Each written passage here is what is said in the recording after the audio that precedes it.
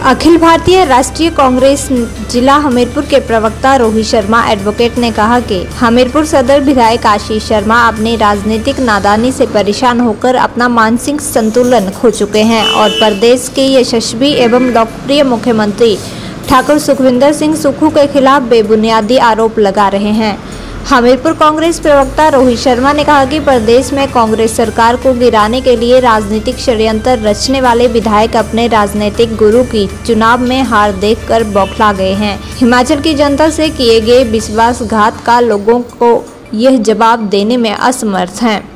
हमीरपुर की जनता यह जान चुकी है और समझ चुकी है कि भाजपा की टिकट हथियाने के लिए गुरु संग चेले ने चोर दरवाजे का इस्तेमाल किया है। मुख्यमंत्री पर यह तथ्यहीन आरोप लगाकर खुद को सही साबित करने की बार बार नाकाम कोशिश कर रहे हैं।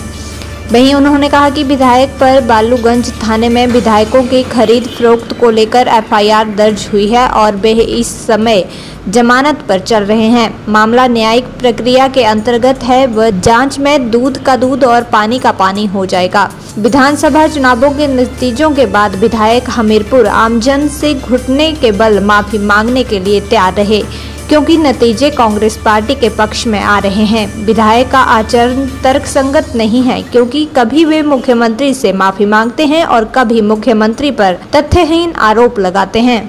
उनकी बातों को अब कुछ ज़्यादा सीरियस लेने की आवश्यकता मुझे लगता नहीं रही है, क्योंकि एक तरफ तो जब उन्होंने इस्तीफा दिया तो वो अपने आप में एक हास्यास्पद स्टेप था। लोग अपने आप में एक भौचक्के हो गए हैं कि उनका इस्तीफा किस बात को लेके। अब वो फ्रस्ट्रेशन में जो बयान दे रहे हैं कि माननीय मुख्यमंत्री तथ्यहीन बातें कर रहे हैं, जब वो उनके ऊपर आरोप लगा रहे थे कि कोई कैप्टिव क्रशर चलता है, उनके भाई का चलता है, तो मैं जानना चाहूंगा कि उन्होंने कौन से एफिडेविट या उन्होंने कौन से दस्तावेज पेश किए हैं। और जहां तक माननीय मुख्यमंत्री की बात है, he is a head of the state, he is a responsible citizen of the state. उनके पास जब तक कोई कंक्रीट इन्फॉर्मेशन और डेफिनेट इन्फॉर्मेशन नहीं होगी वो ऐसी बात नहीं करते हैं। एक रिस्पॉन्सिबल आदमी है। और विधायक जो हैं पहले अपने गिरवान को झांकें।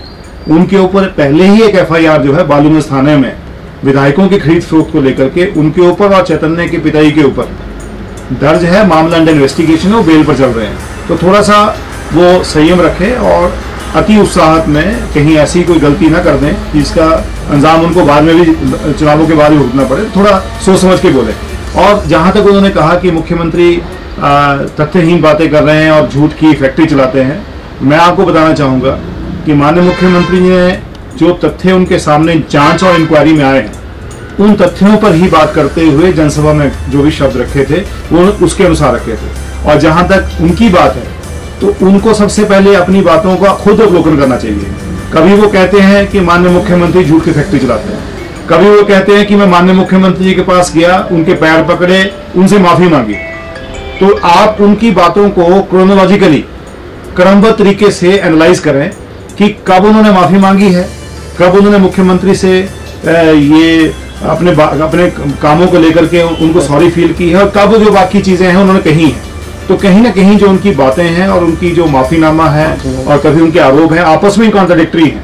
तो सबसे पहले वो अपने फैक्ट्स क्लियर करें कि क्या बोलना चाहते हैं। मुझे लगता है कि उनने जो चहीते गुरुजी हैं जो सुजानपुर से चुनाव लड़ रहे हैं, उनकी हार को देखते हुए जो बौखलाहट उनके अंदर है, उस वजह से उनके मुंह से ऐसी बातें निकल रही हैं। देखिए लखनपाल जी तो मुझे लगता है अभी तक जो कहते हैं ना कि उन्होंने ओवरकोट तो भारतीय जनता पार्टी का डाल दिया है, लेकिन अंदर जो बेसिक जो कपड़े पहने हैं वो अभी भी कांग्रेस के हैं। तो मुझे लगता है बहुत ठीक तरीके से अभी तक भारतीय जनता पार्टी में एडजस्ट ही नहीं हुआ। जहाँ तक संतुलन की बात है, संतुलन को बनाने की आवश्यकता हमारे जो वहाँ प्रत्याशी हैं जो अब जो चले गए हैं भारतीय जनता पार्टी में, उनको ज़रूरत है। माननीय मुख्यमंत्री को कोई ज़रूरत नहीं है वो संतुलन बनाने की। जो फैक्ट फिगर उनके पास आई है उस फैक्ट फिगर के अनुसार कार्रवाई करते हुए माननीय मुख्यमंत्री जो है उन तथ्यों को जनता में रख रहे हैं।